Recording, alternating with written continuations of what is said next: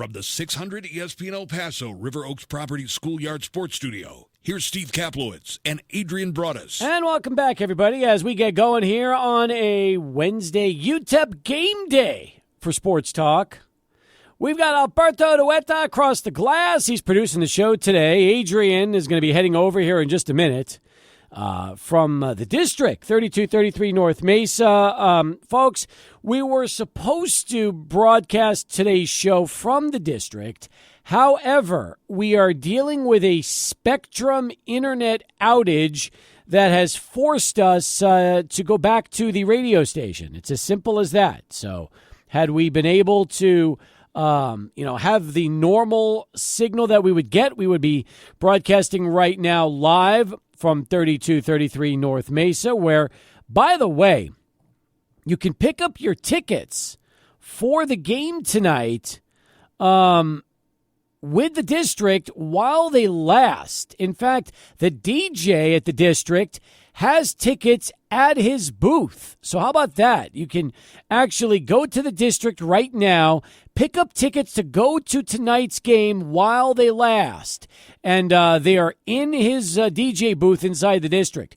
If you cannot make the game, join the district for karaoke at 8, $3.50 roll tacos, $7 cheeseburgers and fries. That's all happening at the district with us, 600 ESPN El Paso and Sports Talk. All right. So when we were expecting to go live from the district here, we were also planning on having the one and only Lane Frank lead us off, the host of Schoolyard Sports, and the new podcast is coming out here tomorrow, or is it already out? What is it? I mean, what are you shaking your head at me for? Normally your podcasts drop on Thursdays. Today is Wednesday. What's going on? Give me the latest. I don't have much to do tonight, Steve. Last night I was pretty busy, homecoming parade at Coronado, lots of things to do. So I said, I'll record my show this week. I'll make time for Steve. My parents are out doing something right now, so I'll be like, I'll hang out with Steve for maybe an hour. I love that. Then I'll go record my show, and then, figure it out, go to Duke tomorrow. Oh, thank you. So you actually have been nice enough to accommodate us before you today. So you haven't even recorded the Schoolyard Sports Podcast yet. It's your lucky day, Steve. You're stuck with me. It is my lucky day. I dream of this. I have nothing to do. You're stuck with me. Lane, this is great. I feel like this is like, let's see, 4 years from now, and this is what my normal life would be like when I walk to the house and I'm dealing with my son. So thank you very much. I am stuck with you. That's exactly what I would expect if I was if Joel was a junior in high school and I was coming home from the show and I would see him and that's what he would say. Dad, I'm here. You're stuck with me. All right, this will be fun. We'll watch a little bit of the Mets game. Should be fun. By the way, UTEP, actually, no, we're not. That's at 6 Florida o'clock. International. That's coming up 7 o'clock tonight from the Sun Bowl. Miners are trying to win their first game of the season. Florida International making the long trip from Miami to El Paso. They want to win as well. So that's going to be coming up tonight. Wednesday night football at the Sun Bowl. Only the third home game of the 2024 season for the UTEP Miners. Can you believe that? A little bit crazy to think about, and to think it's only there's only been one home game on a Saturday for UTEP this year. A little bit crazy to think about. This one's on Wednesday. I think the last one was on Thursday. So I don't love this new Conference USA format. I want to hear your thoughts on that, Steve. Yeah, I'm not thrilled about it. Look, you get some more attention. Here's what they want. They want ESPN like last night. They had ESPN all to themselves. The Aggies played Louisiana Tech, double overtime. Aggies get the win. That game was in Cruces last night. And they essentially had college football all to themselves last night. That's why they did it. I think it's smart. If you're going to get bigger viewership, be on a bigger network, but also for the network perspective, do you really care if you get that Conference USA game? I think more people would rather watch like anything, a talk show at that time than watch Conference USA football. Depends on the team. Like if it's Liberty, maybe people would watch it. I don't think people care about Liberty. I think people, when they turn on their TV and they want to watch sports, they turn on ESPN. They see it's Conference USA football. Even if they see it's Liberty, I think they turn it off. I think they're looking for something else. No, I think if it's a good game, they'll tune in. Here's what I feel. I feel like people are such football junkies. They don't care who's playing. As long as there's a football game on, they're going to, and it's close, they'll engage, they'll watch. That's guys like you and I, Steve. But I think there's so many other guys who could just say, this is boring. Let me try on highlights from another game. Let's ask Adrian. Because Adrian, who was he was at the district a moment ago, now he's right next to you. He's right beside you in our 600 ESPN El Paso River Oaks Property Schoolyard Sports Studios. You tell me, you feel like the weekday experiment is working for Conference USA, yes or no? Well, it's working because it's giving them money, so 100% it's working. Is it exciting? I think to gamblers, we buried the lead there. We forgot about all the people who play, things like Underdog Dynasty or Fantasy, I should say, all the different, prize picks, things that are out there. Gambling takes over all of this right here for Tuesday night, Wednesday night, or Thursday night football. Good point. That could be one of the reasons why people, as long as people have action on something, they'll watch. Mm-hmm. Yeah, I think for the degenerates, having a football game every day of the week is like their dream. So getting to bet on any football game during the week, I think they love that. Will you ever be a gambling degenerate when you get older and you can illegally gamble? No, I'm kidding. Will, I mean, is it? Are you telling me that you will? Are you the kind of person as you get older, you think you're just going to want to have action on all the sports? I don't know if my parents are listening right now, so well, we'll say they're not. I'll say I could be a very smart, a very succuscal educated gambler. Educated. I mean, I went 13-2 last week with my NFL picks against Daniel Paulus. You did, by the way. Congratulations. I think you were 12-2. Were you 12-2 and he was 11-3? Is that how it works? I think I missed 2 games. I think Daniel missed about 3. You missed the Jet game. Otherwise, you're going 13-1, my friend. I had some dumb picks. I picked the Seahawks. I picked the Jets. Should have never done that. No, you shouldn't. I would have talked you out of that one. I think that was my only 2 misses. That's right. Hey, by the way, Jets lose. The next day, they pick up Devontae Adams, and Buffalo picks up, Cooper. Yeah, exactly. So, tell me this much. I'm curious because, in your opinion, Amari Cooper versus Devontae Adams, bigger impact for these two teams, and why? I think it's definitely Devontae Adams for the Jets. I think Amari Cooper for the Bills. It's like a little bit of a panic move. Is Amari Cooper that solid right now? I say no. You're giving up good draft capital for him. For the Devontae Adams deal for the Jets, I mean, it's a game changer. You have a new wide receiver 1. You have a new wide receiver 2 in Garrett Wilson, who is a wide receiver 1 in this league. You have a new wide receiver 3 in Allen Lazard. And this is going to be a really good team. It's going to open up the pass game way more because Devontae Adams is either going to get open way more or get covered way more, leaving open Garrett Wilson, Allen Lazard, opening up that run game for Breece Hall. It's a perfect move for the Jets. I love it. Is it too little too late? They're already 2-4. I don't think it's too little too late ever in the NFL. Oh, really? So as far as you're concerned, never say never. Never say never. And okay. I said, don't think my parents are watching. Never say never. They are. Listening to me, yes. Listening. Hey, let me say special shout out to the Frank family. Big shout out. Yes, big shout out to Adam and Dana, and we're taking good care of your son. Don't worry, guys. We are not going to let him go down that road. Not yet. Let's wait till he's at least legal age. And that's exactly. So that's, you got plenty of time. Plenty of time before you have to worry about that, right? But hey, listen, if you are the sports expert, and after all, you did go 12-2 last week in your NFL picks, there's nothing wrong. It might be a good way to supplement your college education as long as you don't blow your tuition. Guys, I got a little bit of dilemma right now. So I think I'm the best college buy analyst in the country. I really do. I think I know the most about college football. I have been horrible on my college football hot takes this year. I do 6 a week. I've been struggling, guys.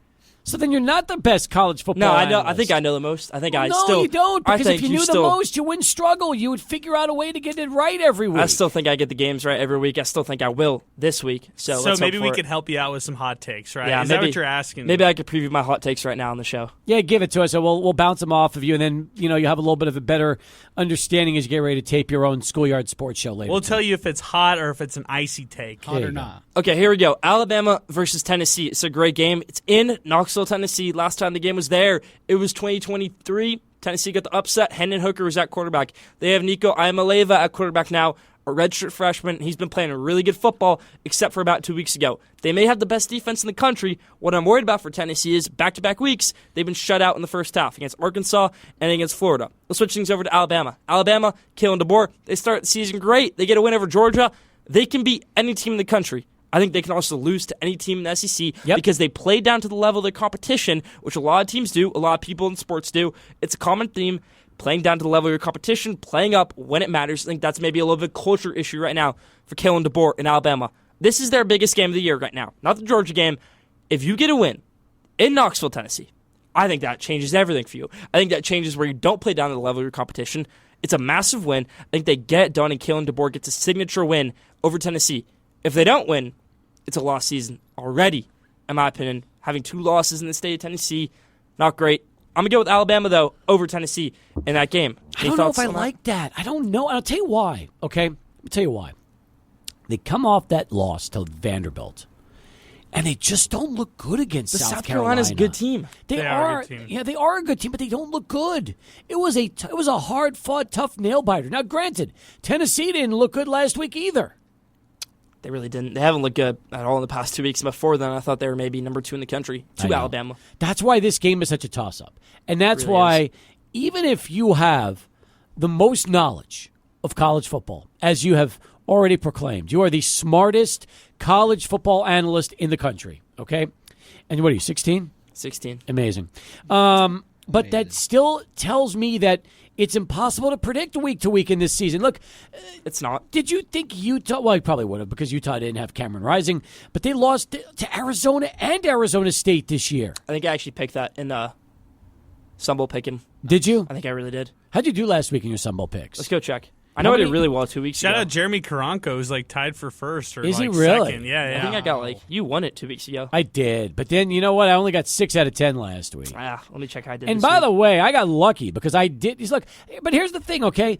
I took Ohio State over Oregon. I did that too, mistakenly. But it was a great game going right down to the wire. So Paso. the point is, what I'm trying to tell you is this, Lane. Games like that it's like a flip of a coin.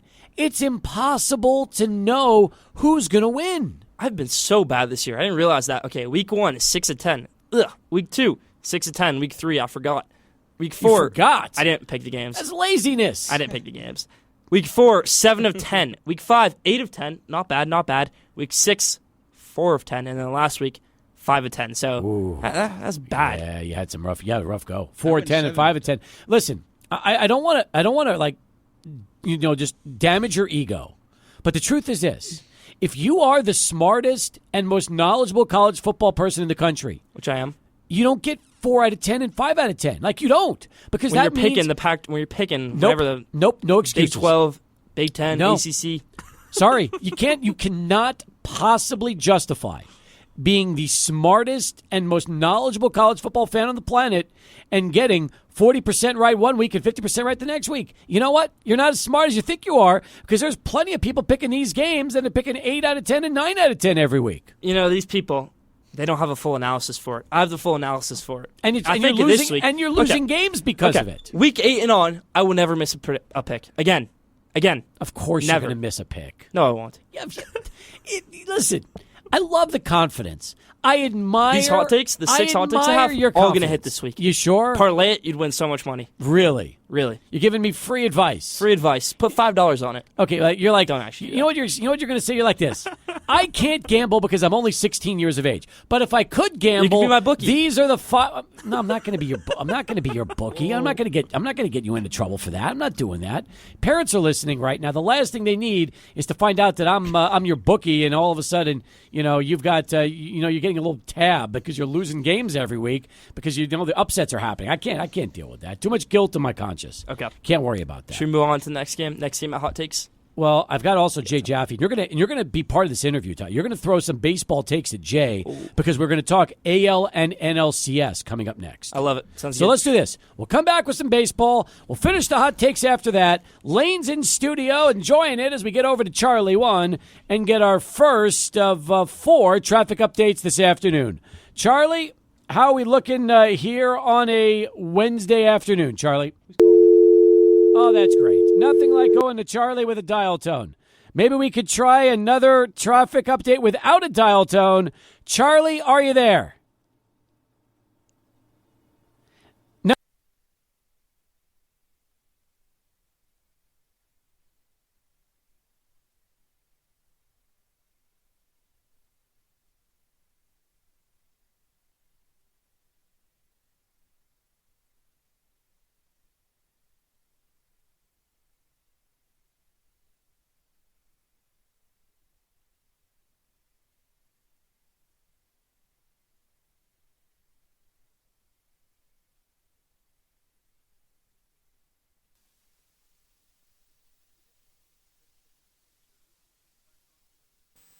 This one on the left shoulder, so caution here again. That's Loop 375 North in Alameda. Where are we tapping on the brakes? I-10 East Piedras through the Reynolds area. Kind of rough traffic right there.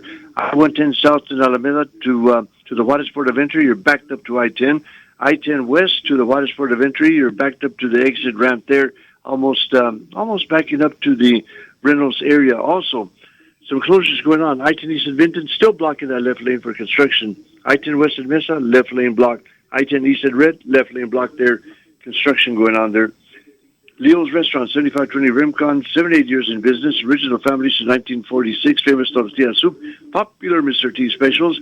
Full menu. And Go Miners at Leo's Restaurant, 7520 Rimcon. Charlie 1600, ESPN El Paso.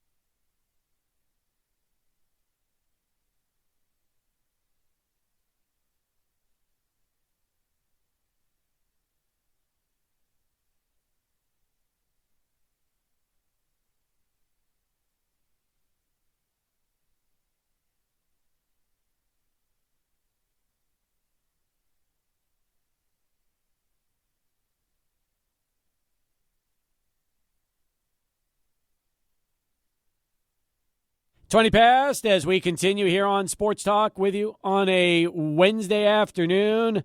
Lane Frank right across with me here in the studios, and we've got Jay Jaffe back with us. It is championship week in baseball tonight. Big game 3 of the NLCS.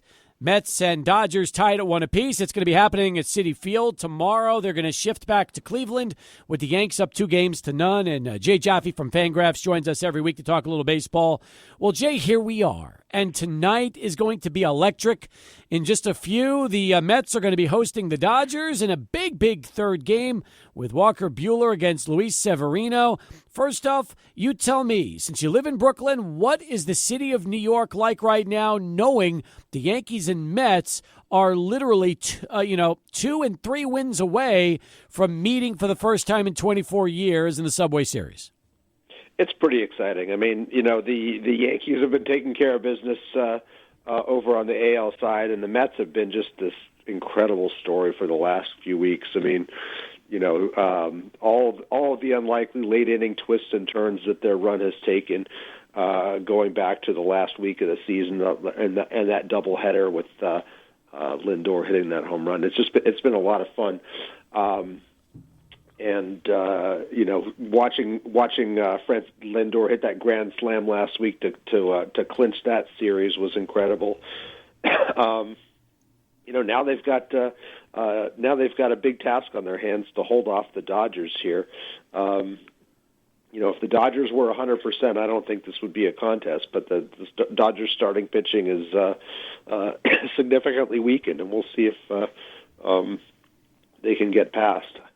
I don't know. I mean, Buehler has not looked good at all this season. In fact, he has been much more hittable than we were used to. It almost seems like he's just not recovered enough from that second Tommy John to maybe recapture his dominance. So I don't expect him to last long tonight. And if they go to the bullpen, that's going to be the interesting storyline, especially if Severino gets off to a good start. Yeah, Buehler, that was his second Tommy John surgery, and when the second Tommy John, you're always a bit more worried. It takes longer to heal. Dodgers thought about bringing him back last year, which I thought was insanity. And then this year he also had a hip issue, and so his mechanics have been out of whack. And I don't think he's fully admitted to himself that he has to remake himself as a pitcher. I imagine that's going to be the reckoning that he has this winter because he's going to be a free agent. He's had some bright spots. He's had games where it looked like he could at least give the Dodgers 5 innings. Last time he almost did, but the defense just totally let him down against the Padres. I wouldn't be surprised if he wobbles through 5 innings and turns in a pretty good outing.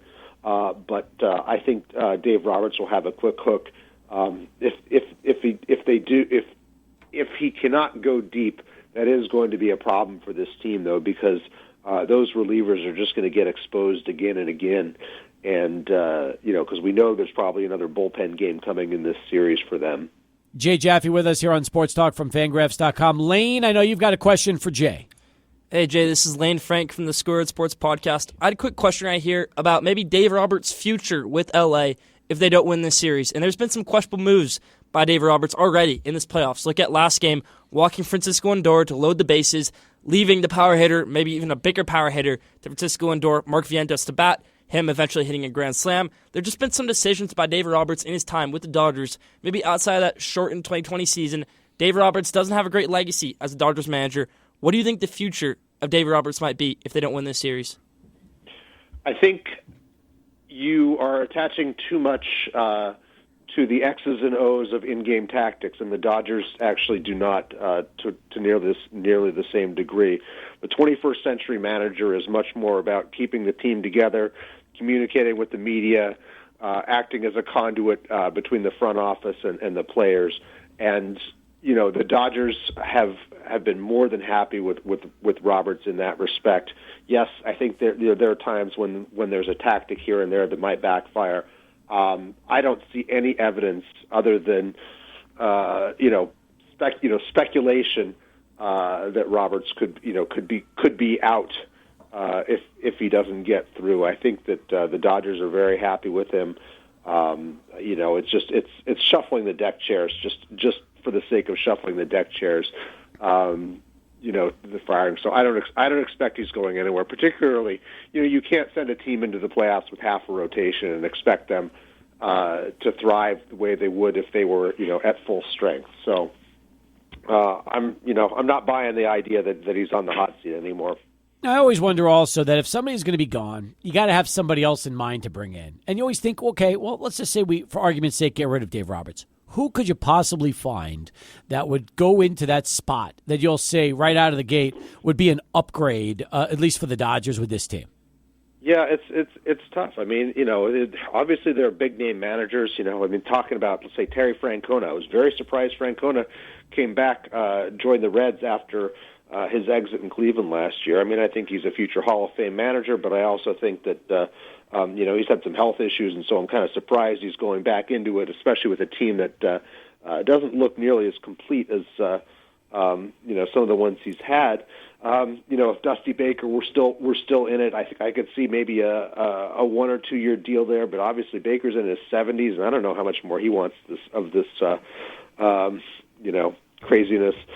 So it would have to be somebody that has even more standing and authority than Dave Roberts. And Roberts has the highest winning percentage of any AL NL manager in history. He's, Dodgers really do like what he does, and the postseason, as they've seen, is a crapshoot.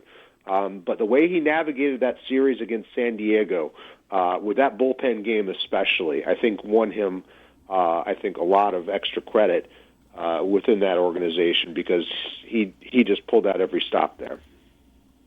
Well, let's keep this thing on managers, because both these series, both these teams, Guardians versus Yankees and then Mets versus Dodgers, it's a series of first-year manager and Stephen Vogt and Carlos Mendoza versus veteran managers, maybe, in my opinion, on the hot seat, maybe not in your opinion, Dave Roberts and Aaron Boone. How much impact does that make where, maybe you can see, okay, these two first-year managers, they can make an impact in their first year. Why can't our manager, Aaron Boone, why can't our manager, Dave Roberts, make the playoffs, make the World Series consistently? Because the Yankees, I won't say they made the playoffs consistently. Last year, they didn't make the playoffs. Year before, championship series. The year before that, they didn't make the playoffs. Dodgers, Dave Roberts consistently has made the playoffs, but he's had a World Series roster every year, yet he's only won one World Series. For the Mets, Carlos Mendoza, or for the Guardians, Stephen Vogt, these guys are Manager of the Year candidates, and they've rallied their teams. I think maybe that should be the way. Or maybe first-year manager, don't always give up on that idea, because Dave Roberts and Aaron Boone, if they don't win something big this year, something bad can happen. Mendoza had a great year, and I think everybody here and around baseball is very impressed with the job Mendoza did. He rallied that team when they were down 11 games below 500 in early June. Again, though, he gets banged a lot for his tactical in-game moves, especially with regards to his bullpen. I mean, there was a lot of criticism for him here. These managers have been around. I think Boone might be more on the hot seat than Roberts by, I think, an order of magnitude. But again, the role of the manager in the 21st century is not centered around X's and O's the way that I think people expect it to be. I mean, believe me, I've criticized Aaron Boone's in-game management a million times, but you go into that clubhouse and you ask questions about, why is Clay Holmes still closing? Why is Alex Verdugo still in the lineup? And and you can't convince him, that he's that he is overdue for a change here. He'll stick by his guys, and he has the loyalty of that clubhouse. I mean, from Aaron Judge on down, and when he does make a move, it pays off. I mean, look at the Luke Weaver change; has paid off handsomely. The Yankees have a sub-2 ERA since he took over as closer. That did not have to happen, and yet it did, and they've been better off for it. So I think the Yankees are in good shape. I think Boone's in good shape. I expect they will advance in this series. Be interesting to see what happens. But I think, as far as Cleveland's Stephen Vogt, he's gotten high marks too. He just doesn't have the roster that the Yankees have, though. Or any of these other teams, I think, that are still in it. But sure, doing a damn good job managing. He really has. I mean, Stephen Kwan is probably the best player nobody really knows a ton about. He's fun defensively. He's amazing offensively. He's a spark plug. Reminds me of like Altuve type, maybe with a little less power, but still so exciting to watch. And look, they lost Bieber after 2 starts and still found a way to win the division. Yeah, and they've got so many holes in the bottom of that lineup. But the rotation, this Cleveland rotation just isn't the Cleveland rotation that we're used to seeing in years past with Bieber and Tristan McKenzie's has been out, and they just haven't had the same level of quality arms, and it's shown. But he's done a great job, and I think the team thinks highly of him, and I expect he's going to be at that post for a while. I think so, too. Jay Jaffe with us as we hit the bottom of the hour from Fangraphs.com. He wrote about the Yankees bullpen. That's up right now on the website. You can check that out. Also, a really nice tribute to Louis Tiant, who we lost just a few days back. And, a guy that probably, would never be someone you would consider for Cooperstown, but still had great seasons and one of the more colorful pitchers of his time. Well, I think I actually think Tiant is not a bad candidate for Cooperstown. His problem is he was pitching in an era that we have already a dozen guys who are pitchers. Yeah. Kind of a low offense era where stamina was at a premium. All those 300 game winners, and he got a bit of a late start because he came out of Cuba, had that arm injury in the early 70s, and that cost him a couple of productive seasons. Fascinating character, though. Son of a Negro Leagues and Cuban star. Just really kind of a heart-rending arc there when he couldn't go back to his homeland and see his parents for 14 years. Just a really beloved character within the game, and it was a lot of fun and very gratifying to write about him, and for that piece to get the reception that it did. Again, it's up at Fangraphs.com as we continue here with Jay. All right, beer pick of the week. I mean, you tell me, it's playoff time, playoff beer. Is there one in particular that you've been enjoying as of late with the two New York teams playing right now in the championship series? Let's see here. Actually, yeah, it's the Threes Brewing Logical Conclusion, one of my old standbys. It's getting wider distribution, at least in my part of Brooklyn. That just about every grocery store now has it, and you pay a premium for it, but it's still great. And I can't get enough of it. Nice hazy IPA. I think it's about 7% ABV, so you can't have too many of them, but good stuff. I had it with you the last time we were over at Threes together. I remember that day very well because, like I mentioned on the radio, you're like the mayor of Brooklyn, and the owners of Threes came out. They were all excited to see you. They brought a special sample pack for you to enjoy and us to enjoy, and I was like, you know what? This is what it's all about. Jay Jaffe having some pull at a brewery, which is always a lot of fun. That's just about the only place I do, but it's fun. It's cool. I love those guys. Good stuff. Jay, appreciate the conversation as always. We'll look forward to having you back and do it again next week.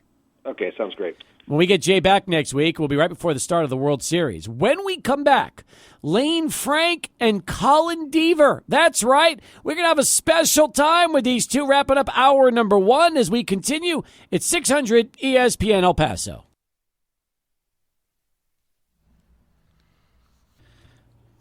Back here on Sports Talk as we continue.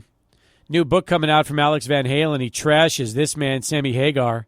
Basically said that Sammy did nothing for the band. I'm like, that's great. All these years later, let's now have more internal problems with Van Halen. My God. Anyway, as we continue here on Sports Talk, Lane Frank back with us. And we got a special guest. How about Colin Deaver of the UTEP men's basketball team joining us? When was the last time you could say that about Colin? I don't think ever. I think last time we'd Colin on was about 3 years ago. I think I was remote. I think Colin was remote too.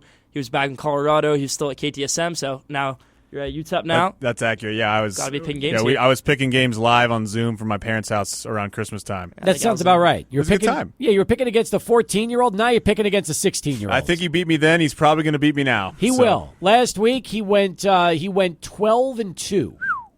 He's doing good. By the way, how's the new gig going for you? You joined us a few weeks back. How are things right now? How was Juarez last week? So Juarez, we went out there on October 5th for an inter-squad scrimmage, and fantastic turnout. I think between 2,000 and probably 2,500 people for an inter-squad scrimmage. Very early on in the process of getting ready for the season.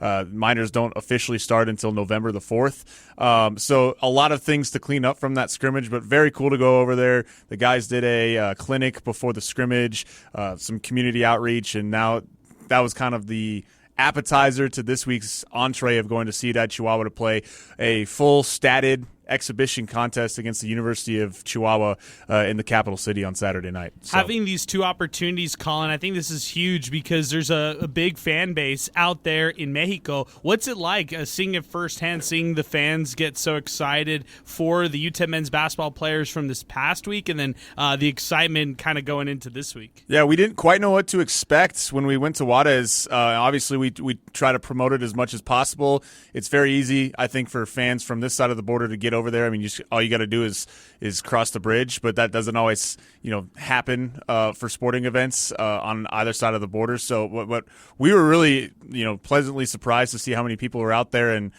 this University of Chihuahua has said, I think they have an 8,000 or 9,000 seat stadium down there in Chihuahua, so they think they can pack it out. We've been told that they are expecting a sellout. We'll see when we get down there if that's the case. But I mean, more than that, I mean, we could get 4,000 or 5,000 people there, and I think we'd be happy just because of the fact that it's expanding the footprint. It's something that you just do not see in college basketball, is teams from the NCAA traveling to play teams outside of the NCAA during the actual season. I mean, you'll see it during the summertime. You know, the Miners did take a trip to the Bahamas this August to play some teams, but during the actual lead up to the season in October, you just do not see something like this happen very often. So it's very cool to have the opportunity for our guys to, you know, not only go play an exhibition game, get ready for the season, but to have that experience as well. Have you been to Chihuahua before? I've never been. I've only been to Juarez and Cancun. So, there you go. You can cross this one off the list. So it's going to be a lot of fun. For sure. It's going to be a great trip for the guys. So Good. And before you know it, basketball season is going to be here again. It's crazy. Yeah, November 4th versus Sul Ross. Practices are starting to look like Joe Golding wants them to. That's why I'm here and not Coach Golding talking about this. We're practicing currently.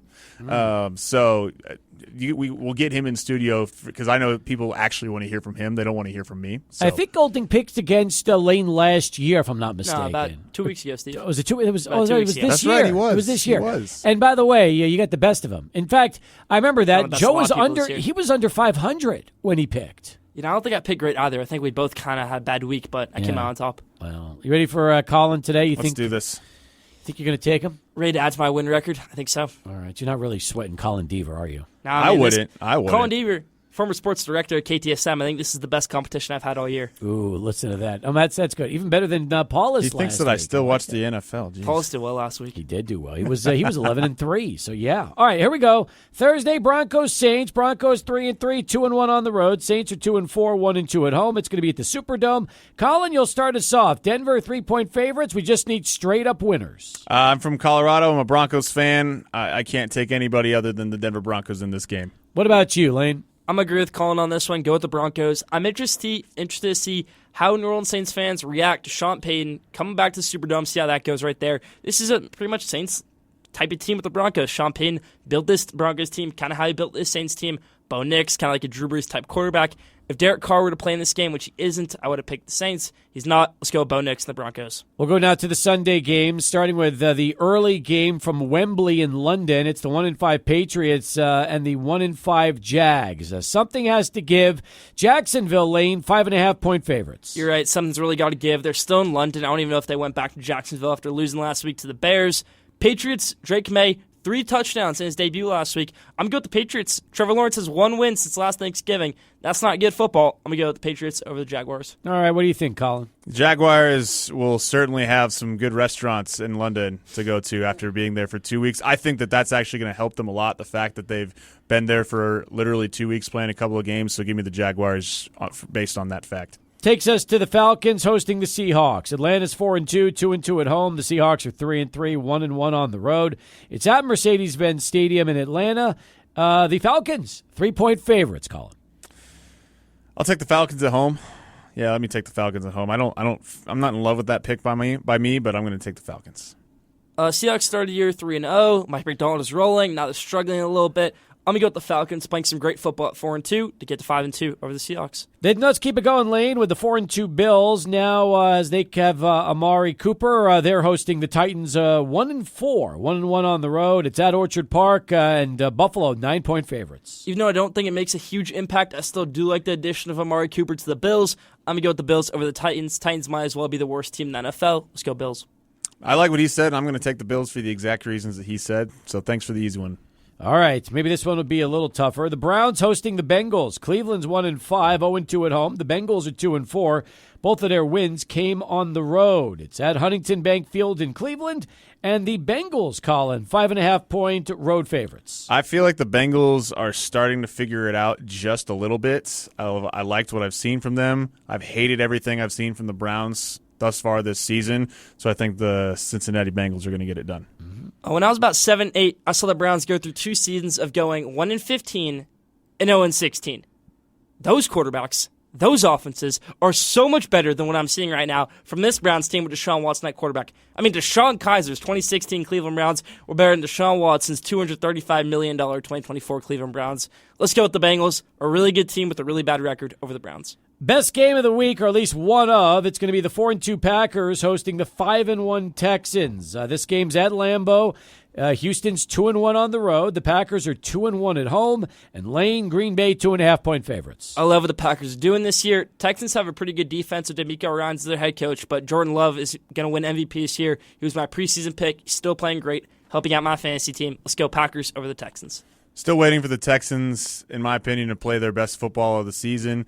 They're 5-1. I don't know how good of a 5-1 that is. However, I think they prove something this week and knock off the Packers at home. Okay, that gets us to the Dolphins and Colts. Colts are 3-3, 2-1 at home. Dolphins are 2-3, 1-1 on the road. Lucas Oil Stadium in Indianapolis is where we find this one, and the Colts get the 3-point favorites, the customary 3-point home favorites over Miami. Joe Flacco. Give me the Colts. I like that. You've been practicing that one for a while. I like Have you? Scott Van Pelt does that with Tim Kirkchin. Yeah, every time he's on. It's Anyways, good. All right, nice. What do you think? I got it. Thank you. I didn't get it because I have not watched enough ESPN and Scott and SVP to get that, so I apologize. Yeah. All right, Kiko Alonso.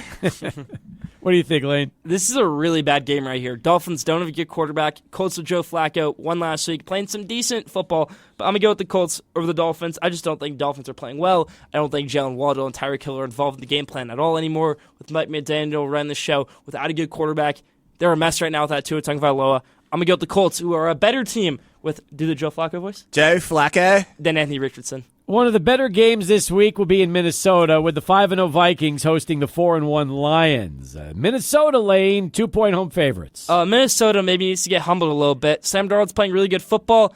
Lions without their best defensive end, though, Aiden Hutchinson. I think they play for him in this one. They played great in Dallas last week. Dan Campbell knew from the start of that game they were going to kill them in that game. He saw something on film that knew he was going to kill the Dallas Cowboys, and that's why he intentionally just pretty much messed around the whole entire game. They won 47-9. They're playing great football. Let's go Lions over the Vikings. All right. Lions-Vikings might be the game of the week, at least based on the records of the two teams, 5-0, 4-1. I think we could get an NFC North Classic. Give me the Lions to go in on the road and get it done. All right, next up, Eagles and Giants. So we go from the penthouse to the outhouse. The Giants are 2-4, 0-3 at home. The Eagles are 3-2, 1-1 on the road. Philadelphia, Colin, 3-point road favorites. This is a tough one because neither team's very good. I'll take the Giants, I guess. All right. Doesn't sound happy about it. What about you, Lane? And here I thought we were going to disagree. So Giants are 0-3 at home. I think they're due for a win at home. I'm a Giants fan. I think they shut down Saquon Barkley. I think Malik Neighbors comes back in this one. Daniel Jones plays some okay football. Giants over the Eagles. Another terrible game. The Raiders visiting the Rams. The Raiders are 2-4, 1-2 on the road. The Rams are 1-4, 1-1 at home. Rams 6.5-point favorites. Both these teams are really struggling. I don't think the Raiders are a good team to watch at football at all. Antonio Pierce doesn't look like he knows what he's doing with this quarterback situation. Same like my Michigan Wolverines. They didn't go out and get a quarterback, and it's ruining them right now. Los Angeles Rams, Matthew Stafford not playing well right now. I think something that really could help this team was getting a Brock Bowers in the draft. Trading up to get a guy like that. They didn't do it. He's on the Raiders. He's playing pretty well, but I'm going to go with the Rams in this one. Hopefully they can incorporate maybe Blake Corum in this game. I'm going to go Rams as well. Raiders obviously trading Devontae Adams this week, losing their top receiving threat. I know he wasn't very happy, but I think it's going to matter a lot, so give me the Rams. 10 down, 5 to go. Let's go next to the other late games. The Panthers and the Commanders. Washington's 4-2, 2-0 at home. Panthers are 1-5, 1-2 on the road. It seems like a layup here, Colin, with Washington 8-point favorites. Those layups are the ones that seem to get you every once in a while. But, yeah, give me the Commanders in this one. Jaden Daniels, I have been surprised by. I didn't think he was going to be this good this early in the NFL, the former Sun Bowl MVP. Yep. What about you, Lane? Yeah, I agree with Colin. Commanders playing really good football. They maybe should have won last week against the Ravens, but on the road, rookie quarterback Jaden Daniels has just been amazing all year. Let's go Jaden Daniels and the Commanders over the Panthers. How about the Chiefs and Niners in Santa Clara? Kansas City's 5-0. The 49ers are 3-3, and San Francisco 1.5-point home favorites. You always love a little good Super Bowl rematch. I think the 49ers get the better of the Chiefs in this matchup after losing to them in the Super Bowl last year. Brock Purdy, they play well. Jordan Mason, they proved they can win without CMC. Niners over the Chiefs. I will literally never pick against Patrick Mahomes, the greatest quarterback of all time. So Chiefs. All right. Now, You said the Sunday Broncos? night game. Hang on. Even then. And Sunday night game. Jets and Steelers. Pittsburgh's 4-2, 1-1 at home. Jets are 2-4, 1-2 on the road. It's at Acrisure Stadium in Pittsburgh. The Jets, 2.5-point road favorites, Colin. The Jets. Yeah, give me the Jets. All right. Lane. This game's not on my list somehow. It is. I skipped it. It's the second Oh, I see game. it. I It's see the it. I see second it. I game. see I it. went back to it because it's the night game. I'm sorry. I'm going to switch that. Give me the Steelers. Oh, I'm sorry. Steelers. All right, go ahead. apologize. Very nice. This is a perfect storm for a Jets win. Steelers have a new quarterback, Russell Wilson, this week. I don't get the move to bench him. I do realize that Steelers receivers have been horrible this year with Justin Fields as the quarterback. Even though the stats for Justin Fields look good, for the receivers, they don't. I think the Jets shut down Russell Wilson. That defense plays well. Jeff Ulbricht's defense, and now the head coach, Devonta Adams. I mean, he's happy to be on this Jets team now. Like I said earlier in the show, Steve, it opens up more for the running game. Garrett Wilson, Aaron Rodgers, Jets over the Steelers. Got to go quick on these last two guys because of time. So it's a doubleheader on Monday. 6:15, Bucks and Ravens from Tampa. Baltimore, 3.5-point road favorites. They're 4-2. The Bucks 4-2 as well, Lane. Yeah, really good matchup. I think Baker Mayfield's playing really good football, but this Ravens defense I love. Still my Super Bowl prediction. I'm going to go with the Ravens over the Buccaneers. Again, another win, 5-2. I got the Ravens as well. All right, last game, Chargers and Cards. Cardinals are 2-4. Chargers are 3-2. It's in Glendale, and the Chargers 2.5-point road favorites, Colin. Give me the Oregon Duck, Justin Herbert, and the LA Chargers to get it done. Got it. Yeah, Cardinals looked impressive at the beginning of the year, but now they're not. I agree with Colin. Chargers over the Cardinals. All right, that means the two of you have disagreed on 1, 2, 3, 4 games, which means we need a tie break. Let's do the tie break for the total number of points for the Lions and Vikings game. Total number of points. 50, Over-under is 50.5. 73. All right, Lane 50, says 57. High scoring. So Lane says 73, and Colin says 57. 57. All right, gentlemen, great stuff.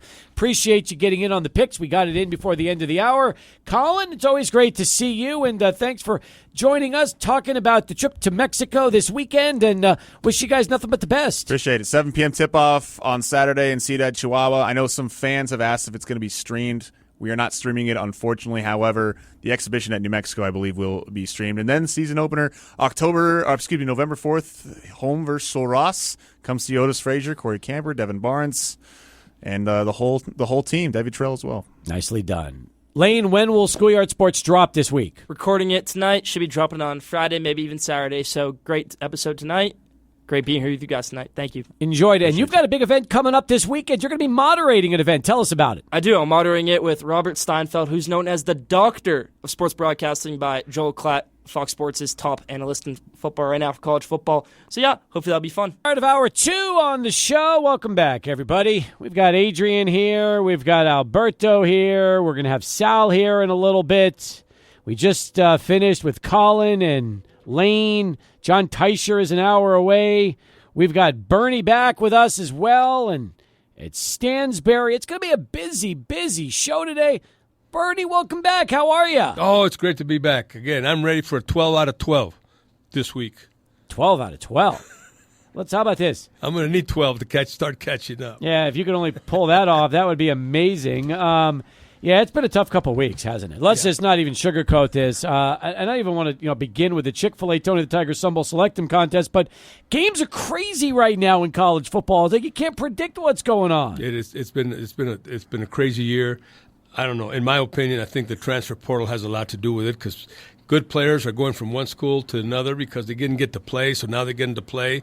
And they were good players at the previous school, and it's happening all over the place. That's right. It's happening all over the place, and I think that's one of the reasons that there's been, first of all, a lot of great games, good games, but a lot of upsets at the end as well. Alabama, prime example, they go lose to Vandy.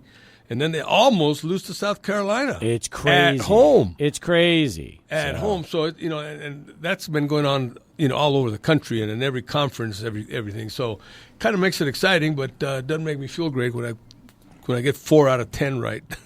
Welcome to the club. Welcome to the club. I got 6 out of 10 right last week, and I guess I was happy with that. Gary Figueroa won the Chick-fil-A Tony the Tiger Selectum contest. So congratulations, Gary. He got all 10 right.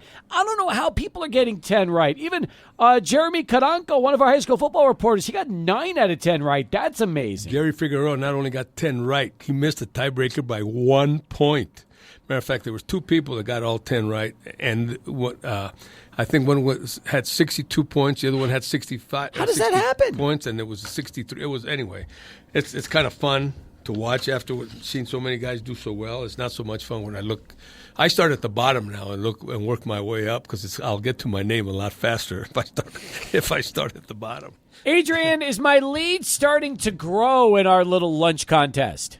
Well, yes, it is, Steve. You have a 6-point advantage over both of us. I have 5 points last week. Bernie had 5 points last week. Since you had 6, you take another point against us. So you have a 6-point advantage over Bernie and yours truly. That's a lot of games. I feel good about that, guys. I really do. Ed Stansberry is here with us as well. If anybody knows college football, it's Ed. He started UCLA, then played in the NFL. We're fortunate enough to have him here in El Paso. His son is one of the top young high school prospects in the city. Welcome back. How much are you even following college football these days? You know, it's been a tough year for me, Cappy. You know, being a UCLA alum and struggling through this season with the team. It's been a rough year, but it's been exciting, you know, calling the UTEP games with Conference USA. So a lot of my plate, keeping involved with what's going on, but it's been exciting. To say the least. Well, first off, your good pal is now running UCLA, your former teammate. So yes. That makes it even more personal, doesn't it? It does. You know, I had Deshaun over to the house when they played in the Sun Bowl, was it 3 years ago? And, you know, I was probably the happiest guy on earth when he got the head job. And, you know, it's been a difficult road this first half of the season, but you know, I trust in what he does. I trust what you know, Bieniemy is doing there with the offense. It's just one of those years that, you know, they're rebuilding and they got to get some pieces of the puzzle in place, and things will be all right. But yeah, happy for Deshaun that he's the head man there at UCLA. Tell us about what you're doing right now and kind of catch us up on the latest with you. Yeah, so, you know, I've kind of dialed back from everything that I've done the last 10 years. I've been back in El Paso for a decade now. I've stepped down from the Greater El Paso Football Showcase. I've put my daddy cap on with West at Coronado, and you know, I'm at every practice. I'm at every game, just kind of helping him through his journey. I am still doing 9 Overtime with KTSM. This is my 10th season doing that. I have my podcast, The Coldest Zone, and then on the advisory board for the Sun Bowl, starting my second year with Bernie and the whole team. So that's been fun. Tell me this, because I've seen a lot of second-generation football players come through El Paso in the last few years. Most notably, what we just saw with Shea Smith and Paul Smith, who you could probably relate to because he was a few years before you, and he started UTEP and then went into the NFL. Kind of had the same path as you, except he stayed here instead of when you went out to UCLA. But the point is, you saw what Paul was able to do through Shea. Now you're doing it through West, and you tell me, I mean, is it pretty nerve-wracking knowing that, you know, your son is kind of following in your footsteps, but doing it in a different way, playing different positions, and obviously just it's a different time to be coming up as a high school football player. You know, the craziest thing being a dad and being a father to West and him playing football, before his 7th grade year, he had never played football, never showed any interest. So he's a freshman now in high school, in his 3rd year of football, and he absolutely loved this. And you know, both of my sons, I told them, look, just because dad played football doesn't mean you have to play football. But you know, if you do want to play sports, we're going to do it the right way. And you know, a lot of the same things that I saw Paul do with Shea. You know, we're watching film, we're doing all the little things that the athletes are doing in college and the NFL, and hoping that translates onto the field. But I'm so happy with how far he's come in the short time he's played the game, and you know, really like what Coronado and Coach Mike Pry have. You know, the couple of losses, you know, the last couple of weeks to start district, but the future looks bright for Coronado, and I'm happy that my son is there. Well, I'll tell you this much. I'm excited for you because between your son, the Golding kids, we got a lot of fun going on right now with this Coronado team. It's loaded with youngsters whose parents are doing a lot of big things around town. Yeah, it's exciting. Both the Golding boys, Chase and Kaysen, man, they're tremendous athletes. Not only can they play basketball, but on the football field. Chase, as a freshman, has begun getting a lot of playing time for that Coronado defense, and Kaysen, is the captain, the leader of that team. So I'm excited. It's game day tomorrow, Thursday, Montwood homecoming. So looking for a good showing from the T-Birds. Are we ready to start our picks, Bernie? Are you ready to go? Absolutely. Just got to remind everybody that we had a tremendous punt, pass, and kick contest last week. Talk about that. It was one of the biggest we've ever had. Nice. And, of course, Ed over here was a proud volunteer helping us out there with his son as well. It's the largest we've ever had, and we kind of changed the format a little bit this year. When the NFL was sponsoring it, you get one pass, one punt, one kick, and we said, you know what, it's our deal now. It's your show. So we gave everybody 2 shots at a punt, pass, and kick, and we took the best of each one, and I think some of our scores were really, really good. And again, we'll showcase those winners at the parade on the float, and we'll also recognize them on the field at the Tony the Tiger Sun Bowl on December 31st. And I got to remember, hey, go buy your tickets early now for the Tony the Tiger Sun Bowl, December 31st. They're available. Come by the office or go to Ticketmaster, get those tickets, and let's fill up the Sun Bowl like we did last year. I'll tell you what, speaking of tickets, since we're already at a quarter past and we've got trivia to play, let's give away the tickets right now, and then when we come back, we'll get through all 10 games. What do you say? That sounds pretty good. So you want to start with trivia? Let's start with trivia. I think it's a good one. I don't think this is a hard question, but might take a little research here. Here's the question for 2 tickets to the Tony the Tiger the Sun Bowl game. In the 90-year history of the Sun Bowl, there have only been 10 teams to make back-to-back appearances. Name those teams.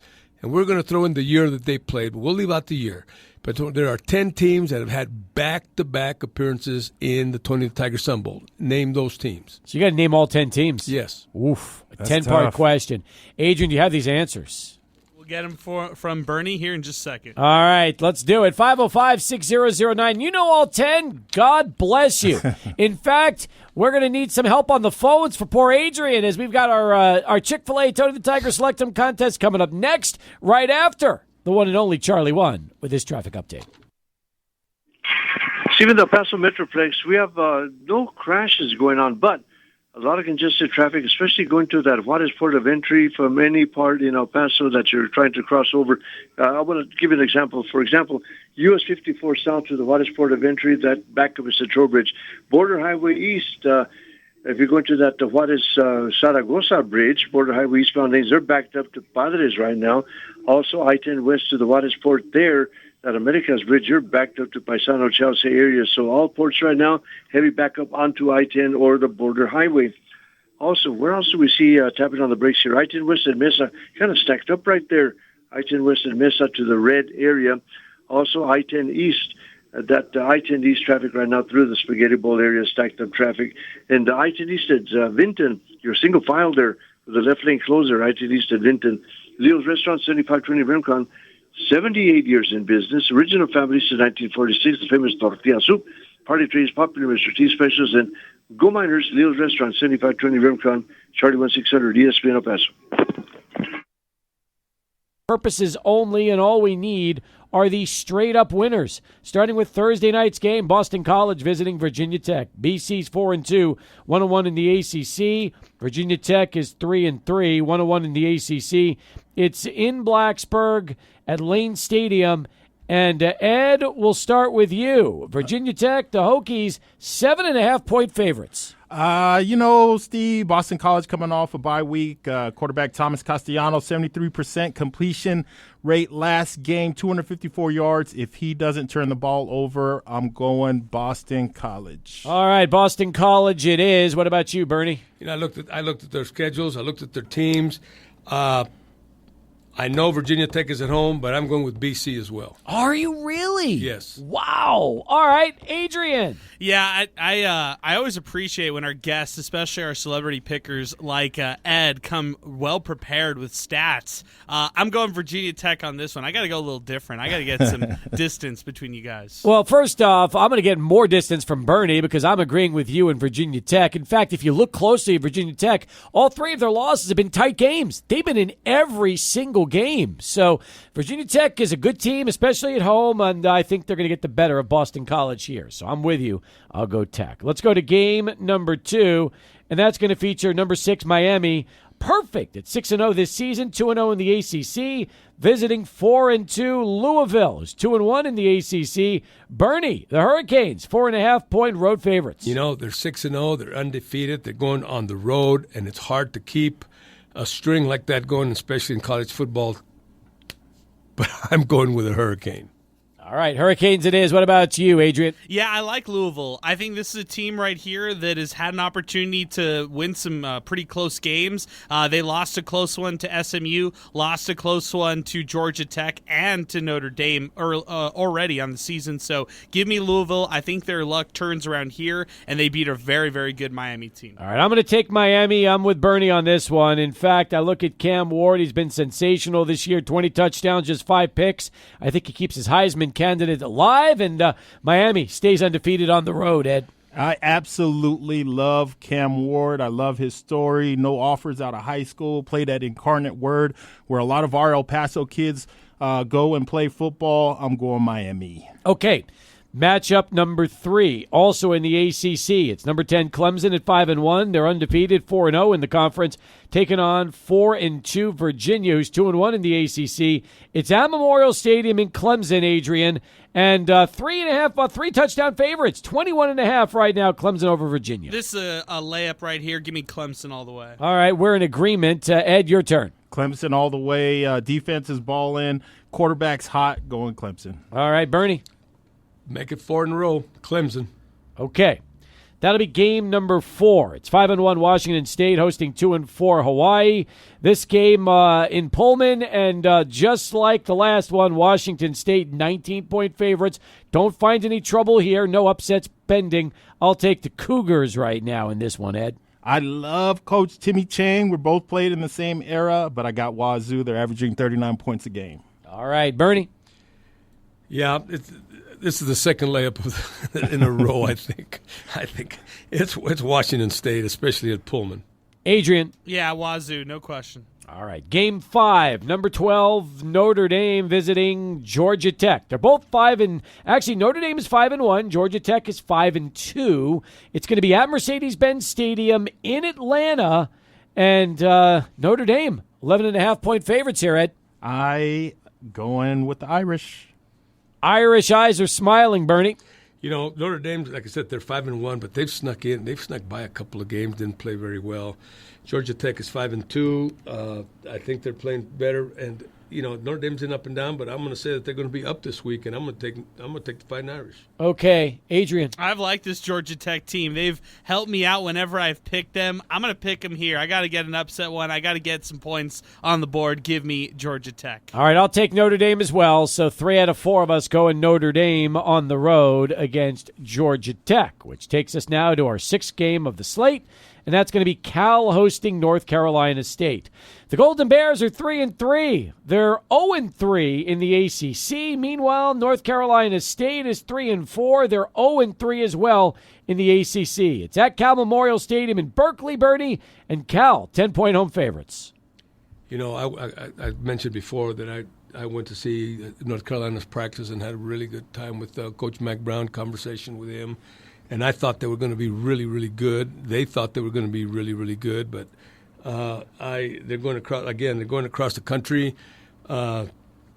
against a team that they're pretty much 33, but I have to go with California this year, and I'd been picking North Carolina all year long. Well, it's North Carolina State, not North Carolina. That's what I'm it's talking NC State. about. I went to see NC State as well, and talked to Coach Doran. Right, they thought they were going to be really good. That's what I meant. Gotcha. But I did talk to Mac Brown as well when I was down there. But I'm going with Cal. Okay, so Cal over North Carolina State for Bernie. What about you, Adrian? Yeah, Cal's lost the last 3 straight by a combined 8 points. All these close games by quality teams. So give me Cal. They win this one. They win this one handily. I'm with you. I think they bounce back and they beat NC State, Ed. Yeah, I really like what Cal defense has done, even losing last week to Miami. They got a bad taste in their mouth. I'm going with Cal for the win. All right, 4 to go. Let's get to Arizona and Colorado next. Again, should be a pretty interesting ball game as you look at these two teams. Arizona, 3-3, 1-2 in the Big 12. Colorado, 4-2, 2-1 in the Big 12. It's at Arizona Stadium in Tucson, and the Wildcats, 3-point favorites over Colorado. Adrian, we'll start with you. I can't quit Prime. I can't quit Travis Hunter. I can't quit Shedeur Sanders, the future number 1 pick. Give me Colorado on the road. I can. I'm going Arizona to bounce back at home. It has not been a good last few weeks, but it was a 6-point loss against Texas Tech at home. They were annihilated against BYU. They got to bounce back in a big way. This one's going to mean a lot. I'll go Wildcats at home over Colorado, Ed. Yeah, I'm with you, Steve. Noah Fafita, quarterback for Arizona, is a family friend. I knew him since he was in diapers. Him, T-Mac, that's a good 1-2 punch. Had struggled early this year, but last year Noah threw for 214 yards and 2 touchdowns for the win against Colorado. I got Arizona. Bernie. I'm with you and Ed. I am going Arizona on the road. I mean, with Colorado on the road. I'm going with Arizona at home. All right. Hey, good news, Adrian. If you win some of these picks, you're going to get back in the race right now. You're going to climb back, or you're going to fall deeper and deeper into that lunch pit here in a few months when you pay up. Yeah, I have a couple upsets that I picked this week, which you can only have like 1 or 2, and you've got to really hit those. Yeah, I understand. All right, we got 3 to go. We'll do that right after SportsCenter. Adrian's back. One last update. 31 past as we continue. As we've got 3 to go here in our Chick-fil-A Tony the Tiger Selectum contest. Let's get right back to it. USC will be visiting Maryland this week in College Park at SECU Stadium. In fact, USC is 3-3, 1-3 in the Big Ten, while Maryland 3-3, 0-3 in the Big Ten. Something's got to give here with USC 7-point road favorites. And I'll go back to USC in this one. I think to get back over 500, I'll take the Trojans here with the win, Ed. This hurts me to the bone to say this, but I'm going USC. All right. What about you, Bernie? This guy's thinking with his head. I'm going USC as well. All right, USC it is. Adrian. I'm going USC in this one. 4 for 4, guys. Okay, and that takes us now to our next game, and this one's going to be interesting. In fact, this game could be one of the better ones that we're watching on the CW network Saturday night. It's going to be UNLV visiting Oregon State. It's a late game from Corvallis. Oregon State's 4-2, UNLV 5-1, and UNLV 7.5-point road favorites in this one. Ed, over Oregon State. Yeah, this one was a toss-up for me, but I really like what head coach Barry Odom has done there, so I'm going UNLV. All right, Bernie, your turn. I agree. I am going UNLV. I'm going against my Pac-12 schools, but I think quarterback or not, UNLV is going to win this one. All right. What about you, Adrian? Speaking of quarterback, maybe they're better off at this point right now with this backup who's just absolutely killing it. Maybe he should have been the starter all season long. I love the go-go offense. I like UNLV in this one. All right. I'm the only one that's going to take the Beavers here. I'll take them because they're home. They need to bounce back after that 5-point loss at Nevada. So I will go Oregon State to win against UNLV despite being a 7.5-point underdog. Last game of the weekend, and that's going to be Utah and TCU. Now, once again. You look at these two teams and just trying to figure out who could possibly come out on top. 4-2 is Utah. 3-3 is TCU. TCU is 1-2 in the Big 12. And Utah is 1-2 in the Big 12. It's at Salt Lake City, and the Utes 4.5-point home favorites. Burnt. You know, they've announced that Rising is out for the season, and I think that settles the rest of the team now, knowing who's going to be playing. They're not in the back of their mind. They're not going to be thinking Rising coming back, whatever. I think they're going to pull it together, and I'm picking Utah over TCU. All right, what about you, Adrian? Yeah, I got Utah on this one. I think now they're going to be better off without Rising. He was just he hurt them last week. He was just so injured. Credit to him for trying to will it through his injury. But yeah, give me Utah on this one now. Wilson has thrown more interceptions than touchdowns, but if he channels the same quarterback that played well against Utah State, Utah can have the bounce back weekend they're looking for. I'll take the Utes at home over TCU, Ed. Morale is low with Cam Rising. There was so much buildup with Cam Rising coming back this season. With him out again, TCU takes advantage and pulls off the upset trap game for sure. All right. Final tiebreaker. Total number of points scored during the Miami-Louisville game. Ed, you've got honors again. 61. 61 it is. By the way, the total over-under for that game, in case you're wondering, is 61.5. Bernie, what about you? And I did this before I heard Ed. I have 62. We're all going to be. I've got a feeling we're all going to be close this week. Bernie's got 62. What about you, Adrian? I went low. I went 50 this time around. And I went 64. So, yes, we're all in that same range in the 60s except for Adrian. So there you go. Another tough week of games. I feel like every week is going to be a tough week of games. Don't you guys think?